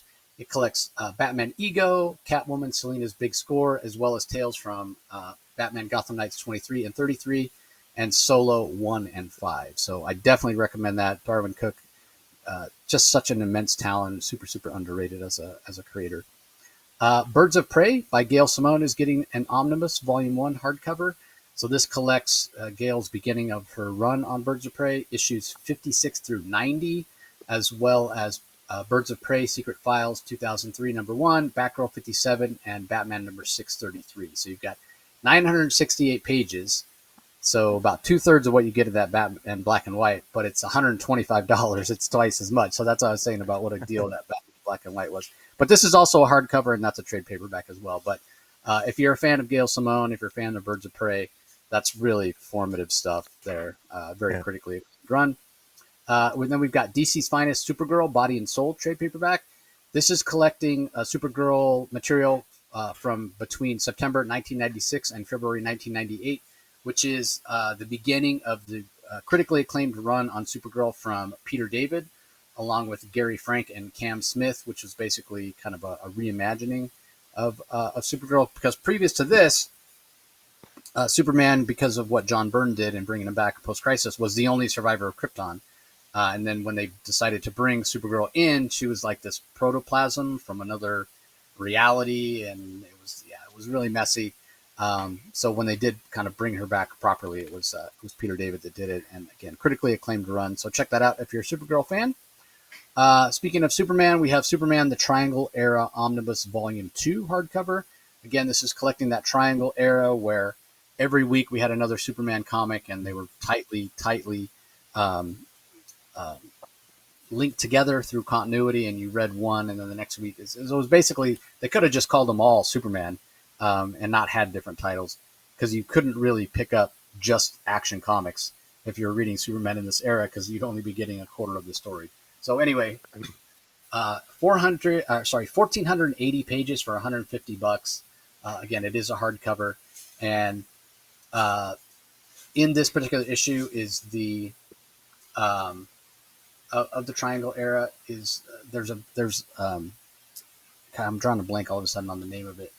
Panic in the Sky. That's what it was. There was this crossover where I think it was Brainiac that came and invaded, and Superman had to go and recruit a bunch of people, some that you would not expect, like Deathstroke. So he teamed up with Batman and Guy Gardner, Green Lantern, Aquaman, Guardian, Shazam, and they all fought against Brainiac, which was really, really great. So, and then lastly, we mentioned, it's funny that this is here because we just talked about the Raven, Beast Boy, young adult corner of the DC YA line.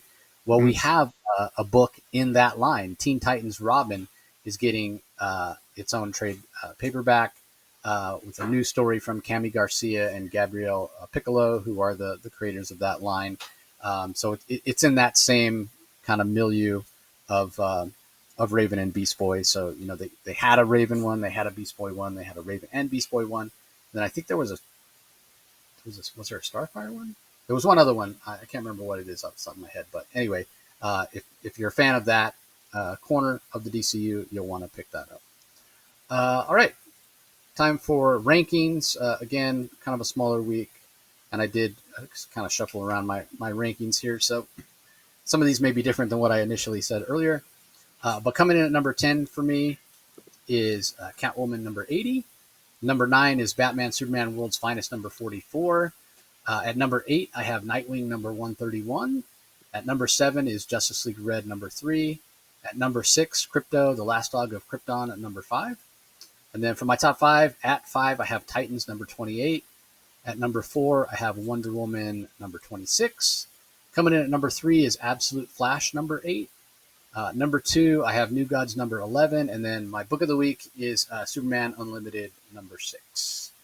What about you, Rocky? Okay. Before we, I just want to put that on your thing. Okay. Yeah. Sorry. My top 10, coming in at number 10, Justice League Red issue 3. Number 9, Catwoman 80. Coming in at number 8, Wonder Woman 26. Number 7, Titans number 28. number 6, ranking 6, New Gods 11. My top five are coming in at number 5, Nightwing, issue 131. At number 4, Krypto, the Last Dog of Krypton. Number 3 was Superman Unlimited, issue 6. Coming in at number 2, Absolute Flash 8. But number 1, because of I am officially a Kara Dick Grayson shipper, World's Finest, Batman and Superman World's Finest, issue 44. I absolutely love that. I hope we get more of it. My apologies to Barbara Gordon, but man, I'm sorry. You know, if Saturn Girl is not going to be with John Kent, at least give me Kara with Dick Grayson. Come on. I mean, that's what it's got to be. I would rank that higher myself if I thought there were ever a possibility of it happening. So I don't know. Maybe I should rank it higher for that reason. This is the only time we'll get to see it in the pages of World's Finest. So anyway, that's going to do it for this episode, everybody. Hopefully we can get the next one out on time as well. We'll have to record it while I'm still in New York or when I'm fresh back from my trip. So we'll see how that all plays out. So don't forget to make sure you're following the Comic Source on all social media. Again, we're recording this ahead of New York Comic Con, so if you weren't following before, you will have missed all my live tweeting of the panels. So there was plenty of news to come out, and head over to the Comic Source YouTube channel, and you'll be able to see my interviews that I'm doing. So don't have a ton of interviews lined up at this point, but hopefully by the time you're listening to this, I'll have done more than I expected. But anyways, don't forget, if you're listening to us audio only, the Comic Source is available on all podcast platforms and apps with thousands of episodes from the past. So just go ahead and subscribe if that's your preferred way to listen. But if you are listening to us audio only, don't forget that this comes out, this DC Spotlight comes out every week on Rocky's channel over on YouTube, Comic Space Boom ! Just do a search and subscribe. Once you're there, make sure you ring that notification bell so you know when new content comes out. Like, comment, subscribe. We'd love to get conversations going in the comments. And as I mentioned, head over to the Comic Source on YouTube as well. Like, comment, subscribe, ring that notification bell so you know when all the content, interviews, all that kind of stuff comes out from the Comic Source as well. So we appreciate the support as always, everybody, and we will talk to you next time. Catch you later.